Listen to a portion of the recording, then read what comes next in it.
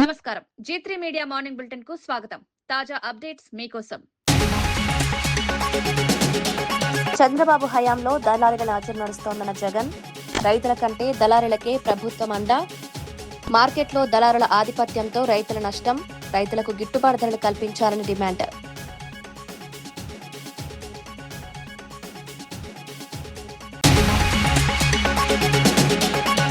దేశ విద్యా వ్యవస్థ నిర్వీర్యమైందన్న రాహుల్ గాంధీ, పేపర్ లీకేజ్లతో విద్యార్థుల భవిష్యత్తు ప్రమాదం, విద్యా వ్యవస్థలో సమూల మార్పులు తీసుకురావాలని డిమాండ్, పేపర్ లీకేజ్లపై కఠిన చట్టాలు.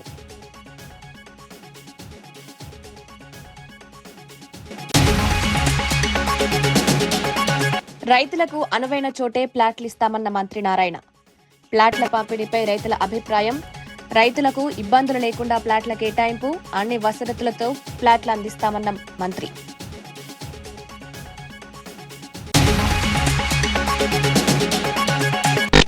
బీసీల సంక్షేమానికి చంద్రబాబు పెద్దపీట వేస్తున్నారన్న బాలాజీ, బీసీల అభివృద్ధికి కూటమికి ప్రభుత్వం కట్టుబాటు, మరిన్ని అవకాశాలు కల్పిస్తామన్న నూకసాని బాలాజీ, బీసీల సంక్షేమమే ప్రభుత్వ ప్రధాన లక్ష్యం.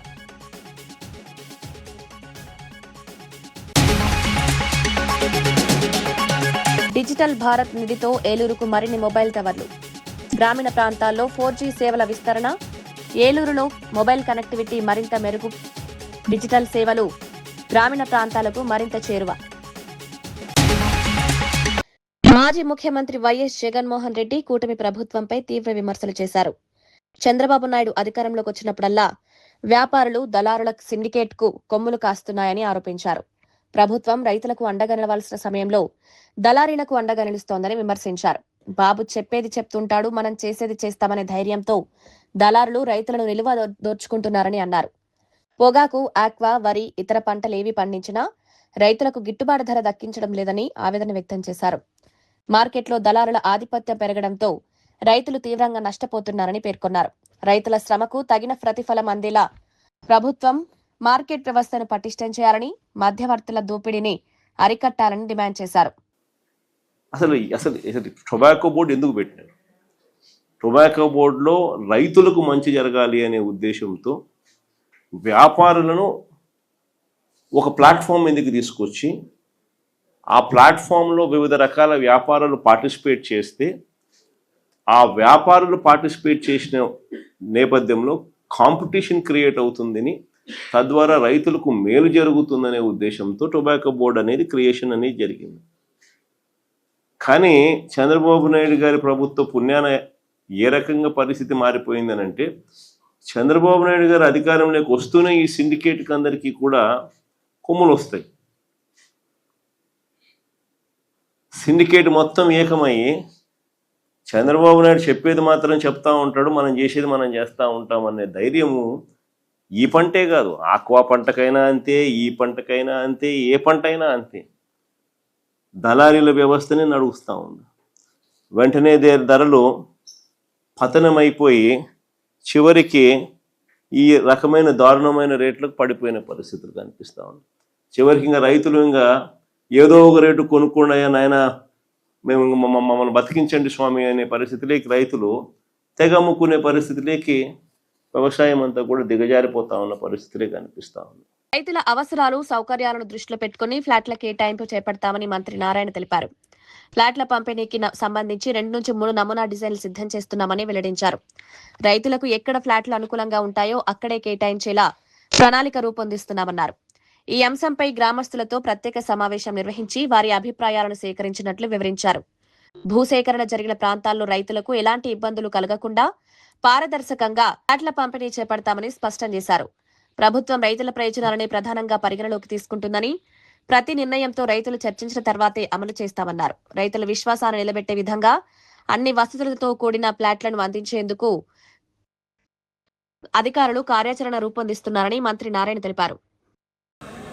మాకు ప్లాట్లు ఎక్కడ ఇస్తారంటే దానికి 2-3 రకాల డిజైన్లు చేయిస్తాము, మీరు చూడండి, మీకు ఎక్కడ కన్వీనియంట్ ఉంటే అక్కడ ఇస్తామని చెప్పడం జరిగింది. ఈ విధంగా ఈరోజు ఈ గ్రామంలో ఈ మీటింగ్ జరిగింది. దీనికి సహకరించిన రైతు సోదరులందరికీ నేను ప్రత్యేకంగా ధన్యవాదాలు తెలియజేస్తున్నాను. హైదరాబాద్ అర్బన్ ప్రాంతాల్లోని నిరుపేదలకు ఇందిరమ్మ ఇళ్ల కేటాయింపుపై మంత్రి పొంగిరెడ్డి శ్రీనివాసరెడ్డి కీలక ప్రకటన చేశారు. గతంలో ఇందిరమ్మ ఇళ్ల కోసం సమర్పించిన దరఖాస్తులు పరిగణలోకి తీసుకోబోమని, అర్హులైన పేదలు మీ సేవా కేంద్రాలు ప్రత్యేక మొబైల్ యాప్ ద్వారా వచ్చే నెల 10వ తేదీలోగా కొత్తగా దరఖాస్తు చేసుకోవాలని సూచించారు. అర్బన్ ప్రాంతాల్లో అర్హులైన కుటుంబాలకు సుమారు 40 లక్షల నుంచి కోటి రూపాయల విలువైన భూమితో పాటు 525 చదరపు అడుగుల ప్లాట్ను పూర్తిగా ఉచితంగా రిజిస్ట్రేషన్ చేసి అందజేస్తామని వెల్లడించారు. ఇందిరమ్మ ఇళ్ల పథకాన్ని పారదర్శకంగా అమలు చేసి నిజమైన లబ్ధిదారులకు ప్రయోజనం చేకూరేలా ప్రభుత్వం చర్యలు తీసుకుంటోందన్నారు. ఇదే సందర్భంగా ఢిల్లీలో నీట్ పేపర్ లీకేజ్ కి వ్యతిరేకంగా ఆందోళన చేస్తున్న కాంగ్రెస్ నేతలు రాహుల్ గాంధీ, ప్రియాంక గాంధీల అరెస్టును మంత్రి ఖండించారు. ఉన్న వాళ్ళు చెప్పుకునే ఛాన్స్ ఆనాడు ఉండేది కాదు. అటువంటి పరిస్థితి ఈ ప్రజాప్రభుత్వంలో ఉండొద్దని గాంధీ భవన్లో కూడా ఈ కార్యక్రమాన్ని, ఒక మంచి కార్యక్రమాన్ని మా పిసిసి అధ్యక్షుల వారు చేపట్టడం, దానికి వీలైనంత వరకు మంత్రులందరం అటెండ్ అవటం జరుగుతుంది. దాంట్లో భాగంగా నా శాఖకు సంబంధించిందే కాకుండా ఈరోజు ఆ కార్యక్రమంలో నేను పాల్పంచుకున్నాను. ప్రధానంగా ఇక్కడ 2-3 అంశాలు నాకు అర్థమైంది. ఇల్లు, పేదవాడి ఆత్మగౌరవానికి చిహ్నంగా ఒక ఇల్లు కావాలనే ఒక ఆలోచన ఏదైతే ఉందో, ఇందిరమ్మ ప్రభుత్వమే ఆ ఆలోచన నెరవేర్చుదని ప్రగాఢ విశ్వాసము, నమ్మకము ఈనాడు తెలంగాణ రాష్ట్రంలో రూరల్తో పాటు అర్బన్లో కూడా ఉంది. ప్రభుత్వం ఏర్పడిన మొదట్లోనే గౌరవ ముఖ్యమంత్రి రేవంత్ రెడ్డి గారి నాయకత్వంలోని మన ప్రభుత్వం మొదటి విడత 4.5 లక్షల ఇళ్లు, రెండో విడత 2.5 లక్షల ఇళ్లు, 7 లక్షల ఇళ్లు ఇళ్ల స్థలం ఉన్న వారికి కేటాయించడం జరిగింది. ఇక అర్బన్కు వచ్చేసరికి ఇళ్ల స్థలాలు నిరుపేదలకు ఉండవు. ఇళ్ల స్థలం కావాలంటేనే 2-3 కోట్లు. అటువంటి పరిస్థితిలో అర్బన్లో కూడా నిరుపేదల యొక్క కోరికలాగానే కంటిన్యూ అవుతూ ఆనాటి ప్రభుత్వం అరాకొర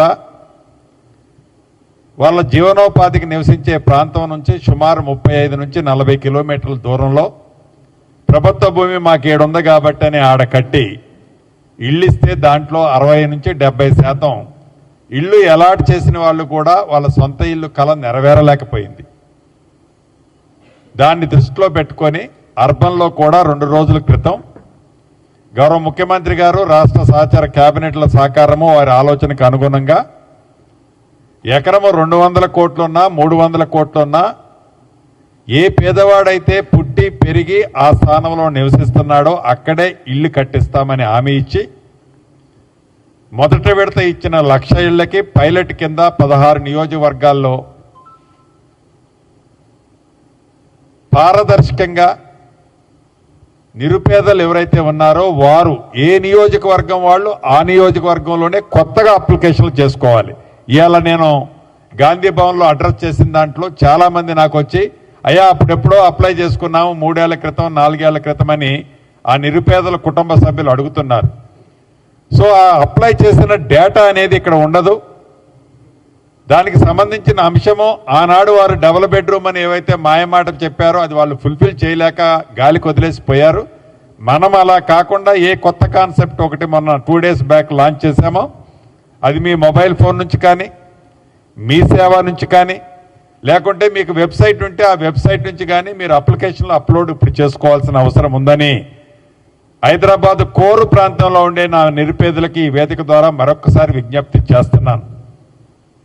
చేసిన పక్షంలో పారదర్శకంగా 360 డిగ్రీల్లో వెట్ చేసి ఏ నిరుపేదల కోసమైతే ఈ బహుత్తరమైన కార్యక్రమం అన్డివైడెడ్ షేరు ల్యాండ్ అది 40 లక్షల నుంచి ₹1 కోటి వరకు ఉంటుంది. ఆ నిరుపేదలకు మనం రిజిస్ట్రేషన్ చేసే ల్యాండ్ కాస్ట్ 40 లక్షల నుంచి ₹1 కోటి వరకు చేసే అన్డివైడెడ్ ల్యాండ్ షేర్తో పాటు 525 చదరపు అడుగులకు సంబంధించిన ప్లాట్ని 10 సంవత్సరాలు అమ్ముకోకుండా ఉండే విధంగా రిజిస్టర్ డాక్యుమెంటే చేస్తున్నాము. దయచేసి మీరు గమనించాల్సింది, గతంలో మేము మీ సేవలో చేశాము అనే కాన్సెప్ట్, మేము చేశామనే కాన్సెప్ట్లోనే మీరున్నారు. అలా మీ సేవలో ఆ రోజు చేయటం కాదు, ఈ రోజే ఇంకా 11వ తారీఖు వరకు వచ్చే నెల 11వ తారీఖు వరకు ఆప్షన్ ఉంది, 10వ తారీఖు వరకు అనుకుంటాను. కాబట్టి దయచేసి ఆంధ్రప్రదేశ్లో బీసీల అభివృద్ధి సంక్షేమానికి ముఖ్యమంత్రి నారా చంద్రబాబు నాయుడు అత్యంత ప్రాధాన్యమిస్తున్నారని AP tourism development corporation chairman doctor Nukasani Balaji అన్నారు. మీడియాతో మాట్లాడుతూ బీసీ వర్గాలకు చంద్రబాబు ఎల్లప్పుడూ పెద్దన్నలా అండగా నిలుస్తున్నారని కొనియాడారు. కూటమి ప్రభుత్వంలో బీసీలకు రాజకీయ, ఆర్థిక అవకాశాలు మరింత పెరుగుతున్నాయని తెలిపారు. వివిధ సంక్షేమ పథకాల బీసీల జీవన ప్రమాణాలు మెరుగుపడేలా ప్రభుత్వం కృషి చేస్తోందన్నారు. విద్య, ఉపాధి, స్వయం ఉపాధి అవకాశాల కల్పనతో పాటు సామాజికంగా బలోపేతం చేసే కార్యక్రమాలు అమలు చేస్తున్నామని పేర్కొన్నారు. రాష్ట్ర అభివృద్ధిలో బీసీల భాగస్వామ్యాన్ని మరింత పెంచే దిశగా ప్రభుత్వం పనిచేస్తోందని, అన్ని వర్గాలకు సమాన అవకాశాలు కల్పించడమే కూటమి ప్రభుత్వ లక్ష్యమని నూకసాని బాలాజీ స్పష్టం చేశారు.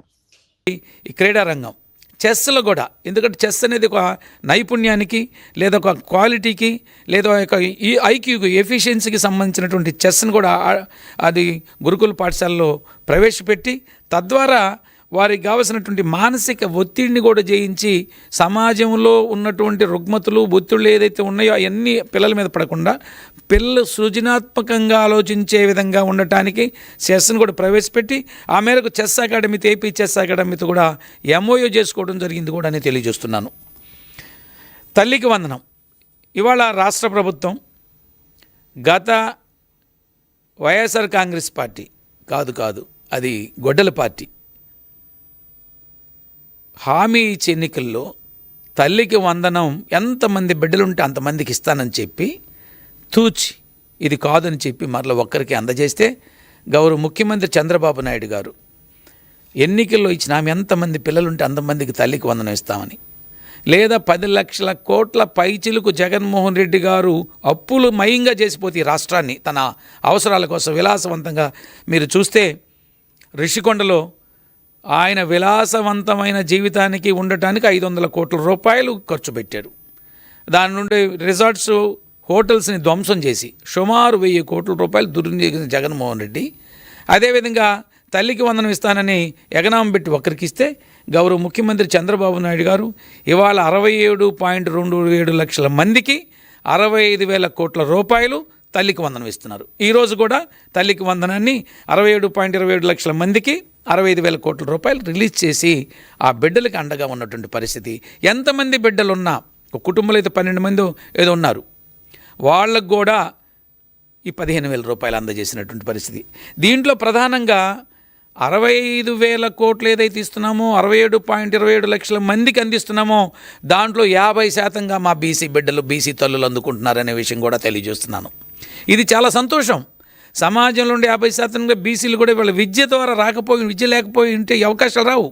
విద్యలో కూడా బీసీలను ముందుకు తీసుకెళ్తాం కాబట్టి ఈ ప్రభుత్వం తద్వారా ఇవాళ 65,000 కోట్లు సుమారు 35,000 కోట్ల రూపాయలు బీసీలు అందుకుంటున్నారు. 67.27 లక్షల్లో 37 లక్షల మంది బీసీలు ఈ పథకాన్ని అందుకుంటున్న విషయాన్ని రాష్ట్ర ప్రజలు గమనించాలి. ప్రత్యేకించి బడుగు బలహీన వర్గాల సోదరులు ఈ యొక్క విషయాన్ని ఆకలింపు చేసుకోవాలి, అర్థం చేసుకోవాలి. ఈ ప్రభుత్వం బీసీల కోసం చేసే కృషిని దృష్టిలో పెట్టుకోవాలని కూడా నేను ప్రత్యేకించి బలహీన వర్గాల సోదరులకి, తల్లిదండ్రులకి ఒక విజ్ఞప్తి చేస్తున్నాను. వారికి విద్యా మిత్ర కిట్లు కూడా అందజేస్తున్నాం. అదేవిధంగా ఈ గురుకుల పాఠశాల ఏదైతే ఉన్నాయో వాటిని కూడా జూనియర్ కాలేజీలుగా అప్గ్రేడ్ చేసేసాం. 26-27లో 6 పాసమైలారం పారిశ్రామిక ప్రాంతంలోని బిస్లరీ పరిశ్రమలో సమ్మె చేస్తున్న కార్మికులకు సిఐటియు రాష్ట్ర అధ్యక్షుడు చుక్కరాములు సంఘీభావం ప్రకటించారు. గత 42 రోజులుగా కొనసాగుతున్న సమ్మెలో పాల్గొంటున్న కార్మికులకు బియ్యం, నిత్యావసర సరుకులు అందజేశారు. చట్టవిరుద్ధంగా తొలగించిన కార్మికులను యాజమాన్యం వెంటనే విధుల్లోకి తీసుకోవాలని డిమాండ్ చేశారు. పరిశ్రమల్లో ఉత్పత్తి కార్మికుల శ్రమతోనే సాధ్యమవుతుందని, వారి హక్కులను కాపాడాల్సిన బాధ్యత యాజమాన్యంపై ఉందన్నారు. కార్మికుల న్యాయమైన డిమాండ్లను పట్టించుకోకుండా మొండి వైఖరి ప్రదర్శించడం సరికాదని హెచ్చరించారు. చర్చల ద్వారా సమస్యలను పరిష్కరించాలని, లేకపోతే రాష్ట్ర వ్యాప్తంగా ఉద్యమాన్ని మరింత ఉధృతం చేస్తామని స్పష్టం చేశారు. ఇవాళ సేవా రంగాలైనా, ఉత్పత్తి రంగాలైనా ఈ సమాజం మనుగడ సాధిస్తున్నామనంటే అది కార్మికుల యొక్క శ్రమశక్తి ద్వారానే ఈ సమాజం ముందుకు పోయేటువంటి పరిస్థితి ఉంది. మరి ఇట్లాంటి కార్మికుల యొక్క శ్రమను యాజమాన్యాలు వాడుకుంటున్న సందర్భంలో ఏ పద్ధతులు అవలంబించాలో మనకు కొన్ని చట్టాలు ఉన్నాయి. బ్రిటిష్ కాలం నుంచి కూడా కొట్లాడి మనం ట్రేడ్ యూనియన్ యాక్ట్ తెచ్చుకున్నాం. 1926 సంవత్సరంలోనే బ్రిటిష్ ప్రభుత్వం ఉన్న రోజుల్లో బ్రిటిష్ పాలకులకు వ్యతిరేకంగా ఆనాడు కార్మిక వర్గం కొట్లాడి సంఘం పెట్టుకునేటువంటి హక్కు సాధించుకున్నాం. ఇవాళ అదే 1926 ట్రేడ్ యూనియన్ చట్టం ప్రకారంగా ఈ బిస్లరీలో ఉన్నటువంటి కార్మికులు లేబర్ కమిషనర్ దగ్గర మరి సంఘం పెట్టుకొని సర్టిఫికేట్ తెచ్చుకున్నారు. ఇది చట్టబద్ధంగా జరిగిన పనే కదా. ఈ దేశంలో ఒక ట్రేడ్ యూనియన్ చట్టం ఉంది. ఆ చట్టం ప్రకారంగానే అధికారి మా యూనియన్ను రిజిస్ట్రేషన్ చేసి ఈ చట్టబద్ధమైన యూనియన్ అని చెప్పేసి మాకు సర్టిఫికేట్ వచ్చింది. మరి ఇది మేనేజ్మెంట్కి ఇచ్చాం. ఇక్కడ ఉండేటువంటి శాంతి భద్రతలు చూడాల్సినటువంటి పోలీస్ అధికారులకు కూడా అయ్యా మా కంపెనీలో ట్రేడ్ యూనియన్ యాక్ట్ ప్రకారమే ఇక్కడ యూనియన్ ఉంది అని చెప్పేసి కాపీలు కూడా అందరికీ మనం ఇచ్చాం. అట్లాగే లేబర్ కమిషనర్ కూడా కాపీ పంపించాం. అంతా చట్టబద్ధంగానే ఇక్కడ వ్యవహారం జరుగుతూ ఉంది. మరి మేనేజ్మెంట్కి ఏం కోపం వచ్చిందో మాకు అర్థమైతలేదు. యూనియన్ను పిలిచి మాట్లాడుకోవాలి, మీ సమస్యలు ఏమున్నాయి, ఎట్లా పరిష్కారం చేద్దామని చెప్పేసి మాట్లాడుకోవాలి. కంపెనీ నడవాలంటే కేవలం పెట్టుబడి పెట్టినంత మాత్రాన నీ కంపెనీ నడవదు. కార్మికులు కూడా కష్టపడి పనిచేస్తేనే కంపెనీ నడుస్తుంది. మరి ఆ కష్టపడి పనిచేసే వాళ్ళ ప్రతినిధులు ఇప్పటిదాకా ప్రతినిధులు లేరు మాట్లాడడానికి, అందరితోటి మాట్లాడే అవకాశం లేదు. అందుకే చట్టబద్ధంగా కొంతమంది ప్రతినిధులను పంపించే హక్కు మాకు వచ్చింది. మరి వాళ్ళని పిలిచి మాట్లాడుకొని చర్చించుకొని కష్టాలు సుఖాలు నీ సమస్యలు కార్మికుల సమస్యలు అన్నీ మాట్లాడాలి. కానీ నేను యూనియన్తో మాట్లాడను. ఇవాళ మా మీద మరి ఇక్కడ ఎవరైతే ప్రతినిధులు ఎన్నికైనరో జనరల్ సెక్రటరీ ఆఫీస్ బేరర్లు మాట్లాడదామని ప్రయత్నం చేస్తే మాట్లాడే సమస్య లేదు అని చెప్పి ఘర్షణకు దిగింది నువ్వు. ఇక్కడ కొట్లాడ పెట్టుకున్నది నువ్వు, మా కార్మికులు కాదు. ఇవాళ మా కార్మికులను ఇవాళ నువ్వు రాచి రంపాన పెడుతున్నావు ఈ మేనేజ్మెంట్గా. చట్టబద్ధంగా యూనియన్ ఎందుకు గుర్తించవని చెప్పేసి ఇవాళ నేను ఈ మేనేజ్మెంట్ ప్రశ్నిస్తున్నాను. ఇవాళ వీళ్ళు చెప్తున్నారు ఇదేమి ఇందాక మన వాళ్ళు చెప్పినట్టు నువ్వు చేసే వ్యాపారం నీళ్ళ వ్యాపారం. నీళ్ళు ఏడికెళ్ళి వస్తాయి? ప్రకృతి వనరు. నీరు అనేటువంటిది భూమిలో నుంచి నువ్వు నీరు తీసుకోవడమే, లేకపోతే నదులు డ్యాముల నుంచి నీరు. హైదరాబాద్ అంబర్పేట్ పోలీసులు వరుస బైక్ చోరీలు, దేవాలయాల్లో పంచలోక విగ్రహాల దొంగతనాలకు పాల్పడుతున్న షేక్ సద్దాంను అరెస్ట్ చేశారు. సులభంగా డబ్బు సంపాదించాలనే ఆశతో ఇంటి ముందు పార్క్ చేసిన ద్విచక్ర వాహనాలను లక్ష్యంగా చేసుకోవడంతో పాటు రాత్రి వేళల్లో దేవాలయాల్లోకి ప్రవేశించి పంచలోహ విగ్రహాలను అపహరిస్తున్నట్లు పోలీసులు తెలిపారు. అనుమానాస్పదంగా తిరుగుతున్న నిందితుడిని అదుపులోకి తీసుకుని విచారించగా పలు నేరాలను ఒప్పుకున్నాడని ఏసీపీ జగన్ వెల్లడించారు. అతని వద్ద నుంచి 4 ద్విచక్ర వాహనాలు, 2 పంచలోక విగ్రహాలను స్వాధీనం చేసుకున్నారు. నిందితుడిపై గత నేరాల వివరాలను కూడా పోలీసులు పరిశీలిస్తున్నారు. కాలనీల్లో నివాసితులు, దేవాలయాల కమిటీలు సీసీ కెమెరాలు ఏర్పాటు చేసుకోవడంతో పాటు రాత్రి వేళల్లో భద్రతను మరింత కట్టుదిట్టం చేయాలని సూచించారు. అంబర్పేట ఒకటి, కాచిగూడ ఒకటి, నార్సింగ్ నుంచి బైక్ దొంగతనాలు చేయడం జరిగింది. అట్లాగే గోల్కొండ మీర్ చౌక్ దగ్గరలో టెంపుల్ దొంగతనాలు కూడా చేయడం జరిగింది. టెంపుల్లోకి సంబంధించిన కొన్ని వస్తువులను కూడా అక్కడి నుంచి చిన్న విగ్రహము, ఒక శిలోమం లాంటిది, అట్లాగే ఈ 4 బైక్లను కూడా అతని ద్వారా రికవర్ చేయడం జరిగింది. యాక్చువల్గా అతను వర్ణి మండల్, బోధన్, నిజామాబాద్ డిస్టిక్, అతను జకోరా విలేజ్. అతను ఈ షేక్ సద్దాం అనే వ్యక్తి అక్కడి నుంచి ఇంటి నుంచి వచ్చిన తర్వాత అతను భార్య పిల్లల్ని వదిలేసి ఇంటి దగ్గర నుంచి వచ్చేసేసి ఇక్కడనే తిరుగుతూ ఇక్కడ సెక్యూరిటీ గార్డ్ అయిన తర్వాత సెక్యూరిటీ గార్డ్గా పనిచేస్తూ ఇక్కడ నుంచి ఒక బైక్ దొంగతనం చేసుకొని కాచిగూడలో బైక్ దొంగతనం చేసుకొని ఇక్కడ తెచ్చి పెట్టిన తర్వాత మళ్ళీ ఈ వెహికల్ని తీసుకొని మీర్ చౌక్లో గుడి దొంగతనము, ఆ తర్వాత ఆ వెహికల్ కూడా ఆ ఐటమ్స్ కూడా తెచ్చి ఇక్కడ దాచిపెట్టుకొని తర్వాత మళ్ళీ నార్సింగ్లోకి వెళ్ళి అక్కడ కూడా సెక్యూరిటీ గార్డ్ పనిచేస్తూ అక్కడ ఒక బైక్ దొంగతనము, తర్వాత మన అంబర్పేట్కి వచ్చి మళ్ళీ ఒక బైక్ దొంగతనం చేయడం జరిగింది. మధ్యలో అతను గోల్కొండకు వెళ్ళేసి అక్కడ ఒక టెంపుల్లో కొన్ని ఐటమ్స్ కూడా దొంగతనం చేయడం జరిగింది. ఇప్పుడు మీర్ చౌక్లకు సంబంధించిన టెంపుల్ ఐటమ్స్ ఏవైతే ఉన్నాయో అవి రికవర్ చేయడం జరిగింది. అట్లనే 4 వెహికల్స్ కూడా అతని నుంచి రికవర్ చేయడం జరిగింది. ఇతని నుంచి ఈ 4 బైకులు ప్లస్ ఈ టెంపుల్ దొంగతనాలు క్రైమ్ టీము ఇన్స్పెక్టర్ గారి ఆధ్వర్యంలో క్రైమ్ టీం మంచి డిటెక్షన్ చేయడం వల్ల అతను మన ఎవరైతే ఉన్నారో ఆల్వేస్ ఇప్పుడు ఈయన ఎవరు హఫీజుద్దీన్ ఇన్స్పెక్టర్ గారు ప్లస్ కిరణ్ ఇన్స్పెక్టర్ గారిని మా డీసీపీ గారు అభినందించడం జరిగింది. వాళ్ళ యొక్క క్రైమ్ టీము బాగా డిటెక్ట్ చేసి అతను యాక్చువల్గా కూడా సెక్యూరిటీ గార్డ్ పనిచేస్తూ భిక్షగాడిలాగా చైన్ నంబర్ బ్రిడ్జ్ కింద గోల్నాక బ్రిడ్జ్ కింద తిరుగాడుతూ ఏమీ అనుమానం లేకుండా ఆ బైకులు తెచ్చిన బైకులు కూడా గోల్కొండ మన గోల్నాక చౌరస్తా దగ్గర గల్లీలో దాచిపెట్టుకోవడం జరిగింది. వాటిని కూడా వాళ్ళు అనుమానాస్పదంగా గుర్తించి తద్వారా రికవర్ చేయడం జరిగింది.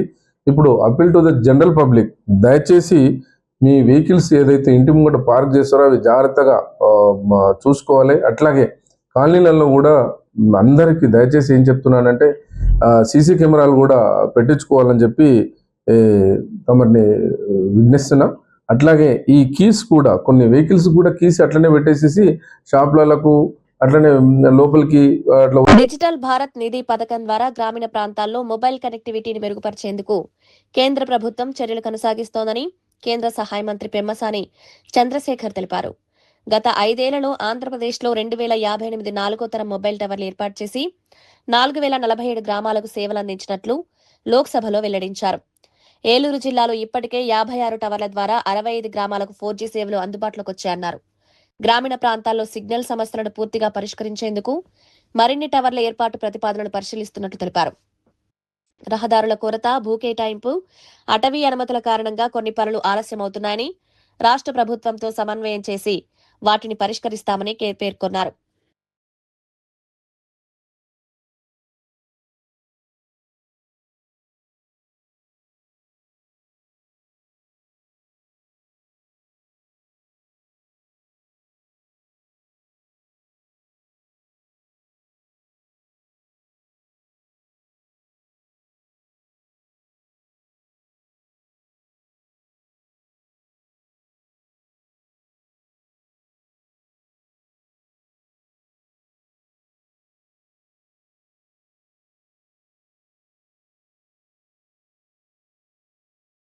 ప్రజాస్వామ్యంలో ప్రతి పౌరుడికి ప్రశ్నించే హక్కు, నిరసన తెలిపే హక్కు, తమ హక్కుల కోసం పోరాటే హక్కును రాజ్యాంగం కల్పించిందని టీపీసీసీ ఫిషర్మెన్ కాంగ్రెస్ చైర్మన్ మెట్టు సాయి కుమార్ అన్నారు. శాంతియుతంగా ఆందోళనలు నిర్వహిస్తున్న వారిపై బీజేపీ నాయకులు కర్రలు, రాళ్లతో దాడులకు పాల్పడడం ప్రజాస్వామ్య విలువలకు విరుద్ధమని విమర్శించారు. ప్రజల గొంతును అణచివేయడం ద్వారా సమస్యలు పరిష్కారం కావన్నారు. ప్రజాస్వామ్యంలో విభిన్న అభిప్రాయాలను గౌరవించడం ప్రతి ప్రభుత్వ బాధ్యత అని పేర్కొన్నారు. ప్రజలు తమ హక్కుల కోసం శాంతియుతంగా నిరసన వ్యక్తం చేస్తే వారిని రక్షించాల్సింది పోయి దాడులు జరగడం ఆందోళనకరమన్నారు. రాజకీయ భేదాలకు అతీతంగా ప్రజాస్వామ్య హక్కులను పరిరక్షించాలని, శాంతి భద్రతలను కాపాడాలని ప్రభుత్వాన్ని కోరారు.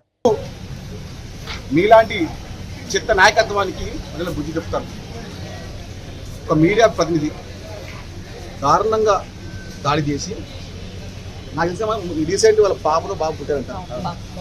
ఏమైనా అయిపోతే ఎవరు, తీవ్రంగా గాయపడిన వ్యక్తికి ఏమైనా అయిపోతే ఎవరు కారణము? అలాంటి దుర్మార్గంగా బీజేపీ అధ్యక్షుడు దాడి చేయమని చెప్తున్నారు. రామచంద్రరావు గారు మిమ్మల్ని గుర్తుపట్టరు ఎవరు? ప్రజాస్వామ్యబద్ధంగా 22 లక్షల మంది ఢిల్లీలో రాజధానిలో ధర్నా. బీఆర్ఎస్ మాజీ ఎమ్మెల్యే బొల్లం మల్లయ్య తెలంగాణ ముఖ్యమంత్రి రేవంత్ రెడ్డిపై తీవ్ర విమర్శలు చేశారు. ముఖ్యమంత్రి మానసిక అయోమయంలో ఉన్నట్లు కనిపిస్తోందని, ఒకవైపు ప్రధాని నరేంద్ర మోదీని, మరోవైపు కాంగ్రెస్ అధిష్టానాన్ని మెప్పించేందుకు ప్రయత్నిస్తున్నారని ఆరోపించారు. రాష్ట్రంలో డ్యాంలు డెడ్ స్టోరేజ్ కు చేరుకుంటున్న రైతులకు నీరందించాలనే ఆలోచన ప్రభుత్వం చేయడం లేదని విమర్శించారు. సాగునీటి సమస్యలు తీవ్రంగా ఉన్నప్పటికీ ప్రభుత్వం కార్యాచరణ రూపొందించకుండా రాజకీయాలకే పరిమితమైందన్నారు. రైతులకు ఉపయోగపడే నిర్ణయాలు తీసుకోవాల్సిన సమయంలో అనవసర వ్యాఖ్యలతో కాలక్షేపం చేస్తోందని ఆరోపించారు. కరువు పరిస్థితులను దృష్టిలో ఉంచుకుని తక్షణమే సాగునీటి ప్రణాళిక రూపొందించాలని, రైతులను ఆదుకునే చర్యలు చేపట్టాలని డిమాండ్ చేశారు. ప్రణబ్ ముఖర్జీని ప్రధానమంత్రిని చేసింది. ప్రణబ్ ముఖర్జీ గారిని ప్రధానమంత్రి గారు సోనియా గాంధీ గారు చేసిందని అంటున్నారు. హైదరాబాద్కి సముద్రంలో ఉన్నాయని అన్నాడు. బాక్రా నంగలు ఇటువంటి అన్ని రకరకాలుగా దేవాలయాలు ఏడుందో తెలియదు, ఇంకోటి ఏడుందో తెలియదు. ఇరిగేషన్ రివ్యూ మీటింగులలో ఇంజనీర్లను అడిగే దుస్థితిలో ముఖ్యమంత్రి గారు ఉన్నారు. ఇటువంటి ముఖ్యమంత్రి మన రాష్ట్రాన్ని పరిపాలించటం ఈ తెలంగాణ ప్రజలు శాపమో పాపమో తెలియదు. కానీ ఈరోజు వారు అధిష్టానాన్ని మెప్పించడానికి, అటు మోడీ గారిని మెప్పించడానికి నానా తంటాలు పడుతున్నారు అబద్ధాలతో, మానసిక స్థితి కోల్పోయి. అందుకే అంటున్నాం, ఇది కాలం తెచ్చిన కరువు కాదు, కాంగ్రెస్ తెచ్చిన కరువు. వారి అలసత్వం, వారి మొద్దు నిద్ర, కాంగ్రెస్ పాపం ఖరీదు ఏంది? రాహుల్ గాంధీ అరెస్టును ఖండిస్తూ ప్రభుత్వ విప్ ఆది శ్రీనివాస్ కేంద్ర ప్రభుత్వంపై తీవ్ర విమర్శలు చేశారు. నీట్ పరీక్ష పేపర్ లీకేజ్ వ్యవహారానికి నైతిక బాధ్యత వహిస్తూ కేంద్ర విద్యాశాఖ మంత్రి ధర్మేంద్ర ప్రధాన్ వెంటనే రాజీనామా చేయాలని డిమాండ్ చేశారు. ప్రశాంతంగా నిరసన తెలుపుతున్న విద్యార్థులపై లాఠీచార్జ్ చేయడం ప్రజాస్వామ్యానికి విరుద్ధమన్నారు. దేశవ్యాప్తంగా లక్షలాది మంది విద్యార్థుల భవిష్యత్తుతో ముడిపడిన అంశాన్ని కేంద్ర ప్రభుత్వం నిర్లక్ష్యం చేస్తోందని విమర్శించారు. పేపర్ లీకేజీ ఘటనపై సమగ్ర విచారణ జరిపి బాధ్యులపై కఠిన చర్యలు తీసుకోవాలని కోరారు. విద్యార్థుల ఆందోళనలను అణచివేయడం కాకుండా వారి సమస్యలకు పరిష్కారం చూపాలని ప్రభుత్వాన్ని డిమాండ్ చేశారు.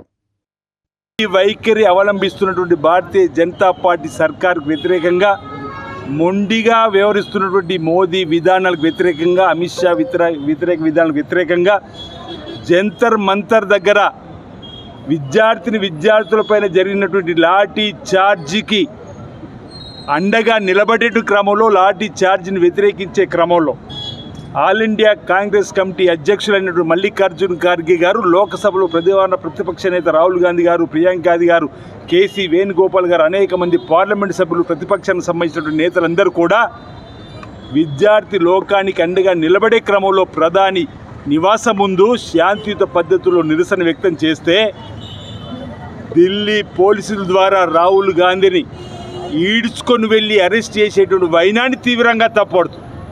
ఓవైపు ముక్కు నుంచి రక్తం కారుతున్నా, చేతుకు గాయం అవుతున్నా, ఈరోజు మొండి పట్టుదలతోటి ఈరోజు ఫ్రస్ట్రేషన్లో భాజపా ప్రభుత్వం ప్రతిపక్ష నాయకుడు రాహుల్ గాంధీ గారిని, ప్రియాంక గాంధీ గారిని అందరినీ అరెస్ట్ చేయడాన్ని తప్పు పడుతూ దేశవ్యాప్తంగా ఏఐసిసి పీసీ ఇచ్చిన పిలుపు మేరకు రాజన్న సిరిసిల్ల జిల్లా కాంగ్రెస్ పార్టీ అధ్యక్షతన ఈరోజు సిరిసిల్లాలోని జాతిపిత మహాత్మా గాంధీ గారి విగ్రహం దగ్గర మా శాంతియుత నిరసన వ్యక్తం చేస్తూ ఫ్రస్ట్రేషన్లు ఉన్న భాజపాకు కొన్ని ప్రశ్నలు వేస్తూ ఉన్నాం. ఆప్కా బార్ 400 ఉన్నటువంటి మీ నినాదం మా రాహుల్ గాంధీ గారి పాదయాత్ర వల్ల కన్యాకుమారి నుంచి కాశ్మీర్ వరకు, మణిపూర్ నుంచి ముంబై వరకు ప్రజలను చైతన్యవంతులు చేసిన క్రమంలో మీ ఆప్కా బార్ 400 నినాదం కాస్త 240 అయినటువంటి సందర్భంలో మీరు ఈ కుట్రలు కుతంత్రాలకు తెరలేపి ఈరోజు విద్యార్థి లోకానికి, ఎస్సీ ఎస్టీ బీసీ మైనార్టీ వర్గాలకు అండగా నిలబడేటువంటి మా నేతలు మీరు అరెస్ట్ చేస్తారని చెప్పని, ఓవైపు అరెస్ట్ అయినటువంటి కొడుకును రాహుల్ గాంధీ గారు చూడడానికి శ్రీమతి సోనియా గాంధీ గారు వస్తే దేశంలో యూపీఏ చైర్పర్సన్గా ఈ దేశంలో అనేక మంది పేద ప్రజానికానికి అనేక పథకాలు తీసుకొచ్చినటువంటి, ఉపాధి హామీ పథకం లాంటివి తీసుకొని వచ్చినటువంటి సోనియా గాంధీ గారిని ఈరోజు రాహుల్ గాంధీ గారిని కొడుకును కలవనీయకుండా చేసినటువంటి ఏమైనటువంటి దుశ్చర్య దేశమంతా చూసింది. తస్మాత్ జాగ్రత్త అనే మాట భాజపాకు చెప్తూ భారతీయ జనతా పార్టీ విధి విధానాలను ఎండగడదాం, రైతు లోకానికి అండగా నిలబడతాం, విద్యార్థి లోకానికి, యువత లోకానికి, ఎస్సీ ఎస్టీ బీసీ మైనార్టీ వర్గాలకు అండగా నిలబడుతూ ప్రాంతీయ తత్వాన్ని ఈరోజు విడదీసి భాషా ప్రయోగ రాష్ట్రాలుగా కూడా విడదీసేటువంటి ప్రయత్నాలు చేస్తూ, మతం పేరిట విడదీసేటువంటి ప్రయత్నం చేస్తూ లబ్ధి పొందాలని చూస్తున్నటువంటి భారతీయ జనతా పార్టీకి కాంగ్రెస్ పార్టీ తప్పనిసరిగా ఎదురొడ్డి నిలబడుతుంది. దేశంలో విద్యా వ్యవస్థ తీవ్ర సంక్షోభంలో ఉందని కాంగ్రెస్ అగ్రనేత రాహుల్ గాంధీ అన్నారు. వరుస పేపర్ లీకేజ్లతో విద్యార్థుల భవిష్యత్తు ప్రమాదంలో పడుతోందని ఆందోళన వ్యక్తం చేశారు. ఎన్డీఏ ప్రభుత్వ హయాంలో 152 పేపర్ లీక్ ఘటనలు జరిగాయని, వాటి ప్రభావంతో సుమారు 7.5 కోట్ల మంది విద్యార్థులు నష్టపోయారని ఆరోపించారు. విద్యార్థులు కష్టపడి చదివి పరీక్షలకు సిద్ధమవుతున్నా ప్రశ్నాపత్రాల లీకేజ్ల వల్ల వారి శ్రమ వృధా అవుతోందన్నారు. భారత విద్యా విధానం నిర్వీర్యమైందని, మధ్యతరగతి కుటుంబాలకు విద్య భారీ ఆర్థిక భారంగా మారిందని విమర్శించారు. విద్యా వ్యవస్థలో పారదర్శకత, విశ్వసనీయతను పునరుద్ధరించే బాధ్యత కేంద్ర ప్రభుత్వంపై ఉందన్నారు.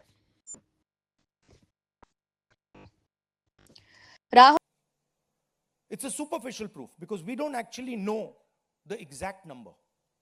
But what we do know is that 152 paper leaks have taken place over the last decade. If you do the math,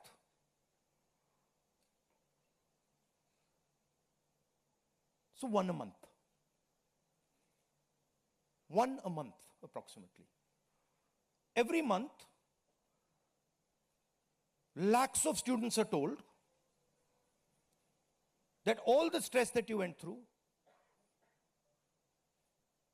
you're going to have to go through again. And after that, they told, we really don't care. We don't care if there's a re-exam. We don't care how much you have to wait. We don't give a damn.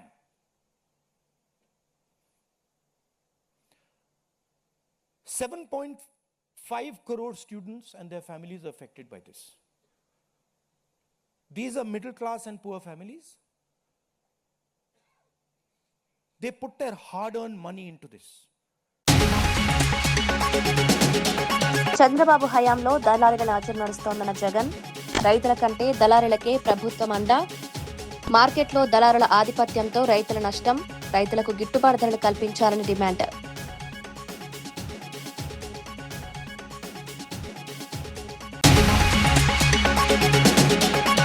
దేశ విద్యా వ్యవస్థ నిర్వీర్యమైందన్న Rahul Gandhi, paper లీకేజ్లతో విద్యార్థుల భవిష్యత్తు ప్రమాదం, విద్యా వ్యవస్థలో సమూల మార్పులు తీసుకురావాలని డిమాండ్, పేపర్ లీకేజ్లపై కఠిన చట్టాలు.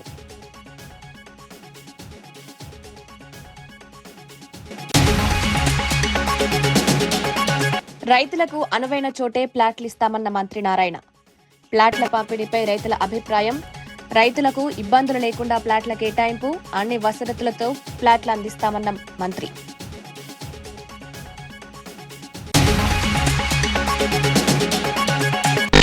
బీసీల సంక్షేమానికి చంద్రబాబు పెద్దపీట వేస్తున్నారన్న బాలాజీ, బీసీల అభివృద్ధికి కూటమి ప్రభుత్వం కట్టుబాటు, మరిన్ని అవకాశాలు కల్పిస్తామన్న నూకసాని బాలాజీ, బీసీల సంక్షేమమే ప్రభుత్వ ప్రధాన లక్ష్యం.